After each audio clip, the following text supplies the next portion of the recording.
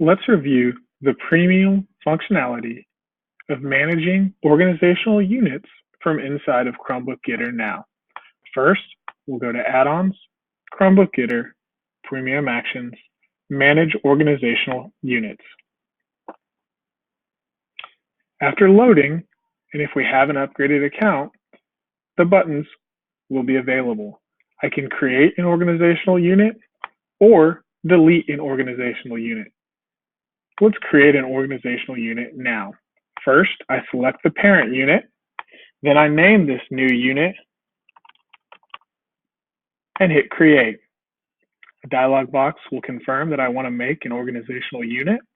I'll click OK, and the org unit is made. If I'd like to delete an organizational unit, I select delete, I select an organizational unit, delete, confirm deletion, and it's been deleted.